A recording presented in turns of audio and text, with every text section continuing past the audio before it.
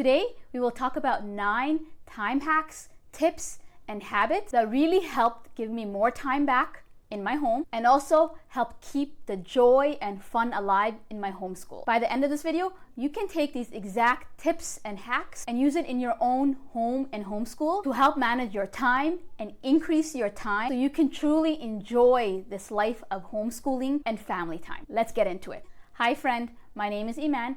And on this channel, I help Muslim moms homeschool with confidence and joy, having simple routines and systems to stay on top of their home with ease, and doing all that without sacrificing your own self-care. So time is that one currency that we can never get back. And in Islam, time is talked about constantly in the Quran and the Sunnah. The importance of managing your time, watching what you do in your time. And so as a homeschool mom, it's so easy to fall into the trap of being busy all the time and feeling like nothing is getting done. We have all these ideas and activities and things we want to do with our family or things we want to do in our home and homeschool. But if you don't have any systems to organize, different hacks you can use to actually accomplish it, then it's easy to start feeling overwhelmed with everything you have to do and let time get ahead of you. Time is the thing that if you don't control it and manage it, you can start feeling overwhelmed by it.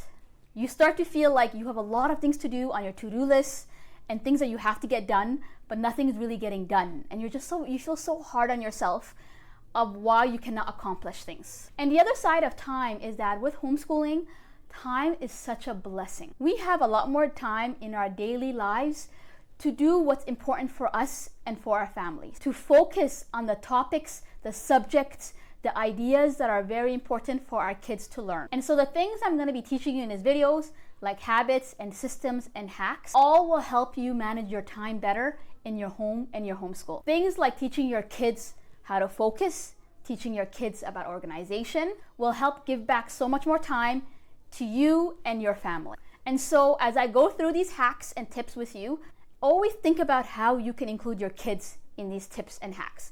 Do not just focus on yourself and how you're gonna do it. Think about your kids, especially if they are school age, which is 6 years and older. Think about how you can include each of your kids in these hacks so you can save time and actually have more time in your family to do what you love. Okay, so the first habit or hack is planning your week and planning your day. So I have planners where I plan for my home and my homeschool, and I use Google Calendar as well to plan. The biggest thing that you can do as a homeschool mom is don't let the week or the day just happen to you. You need to know what's coming up in your day and your week. Planning ahead and knowing what you have to do every day for your home and what you have to do every day in your homeschool really helps keep you ahead and gives you back your time because you don't have to think about what's coming next. You already know by looking at your planners and your Google Calendar. And so the way I do it is I plan for the week every Sunday in my home planner and in my homeschool planner. And so the night before, I plan the day that's coming up. And so I use the Google Calendar as my anchor in planning everything in my home and homeschool, because in my Google Calendar, I have my most important tasks, which is my cleaning, my meal planning block, my Sunday reset, and all my appointments and my class time. So if you want to learn more about how I use Google Calendar to plan everything from my home, check out this video right here, which I go into more detail. Hack or habit number 2 that will help you save time is using time blocks. Time blocks is what I live by every day. And this is what I teach in my courses. If you're interested in learning more about how I use time blocks as a Muslim homeschooling mom, check out this video right here, which I go into detail. But I truly believe in organizing your day in blocks of time. This will allow you to complete similar tasks together in certain times throughout your day. So you have less switching of tasks throughout the day. And switching of the task is what gets most people distracted and off track. So if you can focus on doing similar tasks in a chunk of time, then you're more likely to get it done. So for example, for me, I always do my homeschooling usually in my morning block and get all my homeschooling done. And if I have to do any cleaning or any errands, I put that in the afternoon time block. So this keeps me focused on getting my homeschooling done so I can educate my kids properly. At the same time, focusing on my home, the cleaning I have to do, and the errands I have to run. The third hack I have for you to get more time back is using timers. And so I recommend having visual timers in your homeschool, because this allows especially young children to know how much time that they have left, so that helps them focus even more and get that task done. So these are a couple of the timers that I have and I use. I actually have 2 other that I use somewhere in my home, but timers are everything in my homeschool especially, and in my home. Timers help my homeschool to run smoothly, because when I want to focus on one child for a certain time, I put a timer on, and my other child knows that I'm busy with that child and usually doesn't interrupt me. It's kind of like a good signal for them to know that I'm working with that child, and they know how long I have left to work with that child. The other thing with timers is it helps keep my kids focused to complete a specific subject. When my kids see that there's a certain time that they have to focus, then that really motivates them to get that subject done, because they only have to focus for 15 minutes and they are done and they can move on. And so using timers like that really showed me that my kids are actually able to get into focus mode faster and get their subject and their work done in their homeschool. There's less reminding, there's less complaining from them, and it really changed everything for me having timers. Okay, so the 4th habit that I do that really helped give me more time back in my home, in my homeschool, is having a meal planning system. So you need to have a way that you can meal plan for your families. So you need to know when you can sit down and meal plan, and how you're gonna meal plan, and what recipes that you're gonna use. And meal planning is so important to have in your home and your homeschool, because it will truly give you back so much time when you know what meals you are making and you know what snacks that you are giving to your kids every day. And this is because as homeschoolers, when we are home, kids are always hungry and wanting to have snacks. So having a plan for that really helps your homeschool days go smoother, and it's less decision fatigue for you as the mom to think about, what am I gonna cook for breakfast, lunch, and dinner, and what kind of snacks will my kids have. And if you can get really good at your meal planning, you will get so much more time back during the week when you are homeschooling, because you will know exactly what meals you have to make for breakfast, lunch, and dinner. And when you are in the kitchen, you can always get a head start to maybe start cutting the vegetables and getting meat out, because you know what meals are coming, and you can just stay on top of that. I actually made a whole meal planning video of a system that I use, which is a meal plan rotation system, which I'll link right here. So if you have no meal planning system, I really recommend checking out this video so you can create your own meal planning system. The 5th hack to give you more time back is having routines in your home and homeschool. So I plan to make much more detailed video on routines and what kind of routines I have, but I will just go into it a little bit and just kind of explain to you how it works. So having routines in your home and your homeschool helps make everything run more smoothly. And this is because each person in your home will know what to do, what tasks that they have to complete, and what's expected from them. And so having routines in your home and your homeschool creates that nice rhythm in your home that makes your day run much more smooth. It helps your kids understand how the day flows, what's coming, and what they have to do next. When everybody knows what to do and when everybody completes their tasks on time, you're able to have more time overall to do what's fun for your home, for your family. The other thing that routines help with is it helps everyone be on the same page in your home. Everybody will understand how your home works, how your homeschool works, and what the expectations are for each person. And so I use 10 routines in my home. And these 10 routines is critical on how my home runs. And over time, I have started to build each routine. And that's my recommendation, is to never just start building all 10.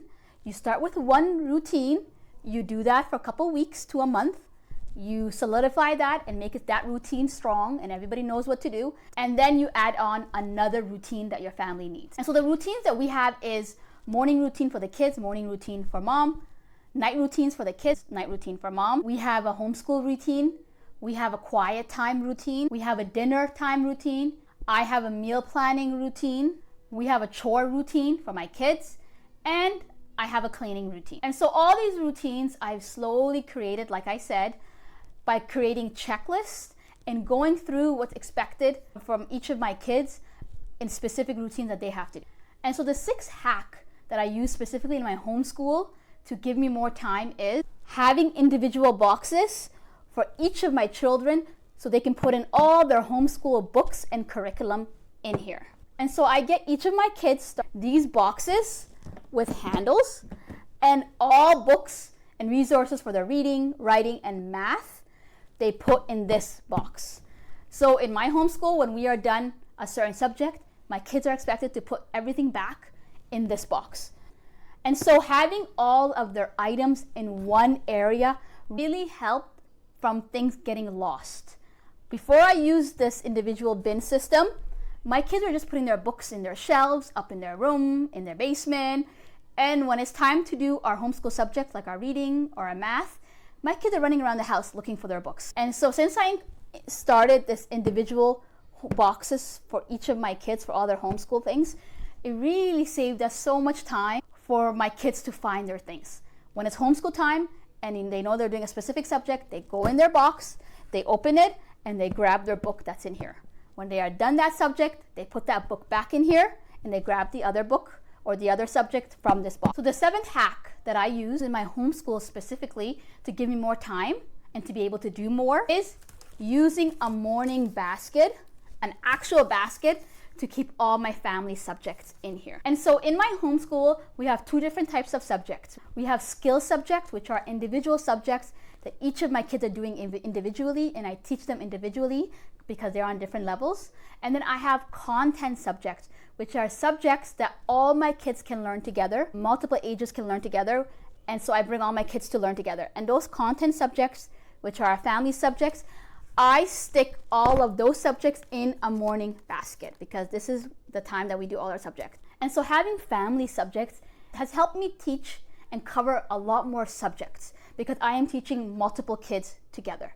And so I teach more about this in this video where I explain what are our skill subjects and what are content subjects. If you're interested in learning more about that, check out this video. But my content subjects are subjects that even my toddler listens to, and my kindergarten listens to, and my second grader is listening to. And so whatever family subject that I'm focusing on for that term, I stick it in this basket, my morning basket, and every day before we start our homeschool, I grab this basket and I do the subjects with them. This saves me time from running around, looking for the right books, looking for the right activities that I have to do, because I'm able just to grab it and to get started, get it done, and then my kids go off and do their own individual subject. Hi, this is Editing E-Man, and I noticed that when I was editing this video, I actually skipped hack number 8. So we're going to talk about this now, and then we'll get back to the rest of the video. So hack number 8 is teaching your young kids how to play independently. Okay, teach your young kids independent play from a young age. And this is so important to save you time overall in your homeschool day and to be able to homeschool multiple kids. So what this is teaching your young kids, I would say from age 2 to 5, how to play independently and not needing you to play. So they need to be able to play by themselves and just play for a long period of time. And you need to actually train this and teach them how to do this. Most kids need training and teaching. Some kids are really good to just play by themselves all day, but most kids are not, and they need the training. And so I recommend taking the time when they're young to teach them and train them on how to play independently. And so some of the things that I've done is, so I set a visual timer for 10 minutes. And I sit beside my child and play with them for the first 5 minutes. And then I tell them it's their turn to play by themselves and mama's going to be right here. And you walk away. And at the beginning, your kid is going to follow you. They're not going to want to play by themselves, but you're going to have to take them and put them back and say, no, it is playtime. You have to play. Well, the first 1 to 2 days is the hardest because they don't want to play without you. We have to take them and put them back and say, no, it's playtime. The next day, same thing, 10-minute timer, 5 minutes, you play with them, even like maybe I would say 4 minutes, 3-4 minutes, play with them, and then walk away and tell them that it's their time to play by themselves. So you have to do it for the next couple of days for 10 minutes. And you'll notice that they will be able to stay in the same spot and play by themselves. And when you notice that, then you increase the time from 10 minutes to 15 minutes of play. So now 15 minutes, you stay with them for the first 3-4 minutes, and then you walk away and tell them that this is their time to play. You will notice that they will be playing by themselves, and then you will do that 15 minutes for the next couple of days, and then you increase it to 20 minutes, 25, 30 minutes. Eventually, as you do this, your child would be able to play like 40 minutes independently without you. You would be able to set up some toys, stay with them a little bit to kind of play with them, and then walk away for like 40 minutes. And that gives you the time to homeschool other kids, to do things with other kids, to be able to do more in your homeschool when your young child is able to play independently. But this is something that you have to invest your time to do and train your kids to be able to do this. So I hope that has helped. Let's get back into the rest of the video. And number 9, the last hack and habit and tip that has helped me to get more time in my homeschool, in my home, is batching similar tasks together. When you batch similar tasks together and do them at once, you're able to focus and get it done faster because there's less context switching. And so what I realized that when it's homeschool time, and that time block I'm doing homeschool, that's the only thing I focus on is homeschooling and teaching my kids. I am not cleaning, I am not meal prepping, I am not on my phone, I'm just focusing on homeschooling. And then I switch my focus, and then the next part of the day, I maybe focus on running errands. And so any errand that I have to run, anywhere I have to go outside my house, I make a list of it in my planner, and I choose one day of the week to get all those errands done. The other batching that I do is my cleaning. I have specific cleaning blocks throughout my week. And so when it's time for my cleaning block in my Google Calendar, all I do during that time is my cleaning. My kids have their own chores that they do, but that's specific cleaning that I have to do. And so for 45 minutes, I put a timer on and I get my cleaning done really fast. And so if you like this video, then you will love my next video, which I talk about time blocking, which truly changed the game in managing my time in my home and my homeschool. So if you want to learn more about specific method of time blocking that I call Barakah time blocking for Muslim moms, check out this video somewhere on the screen here.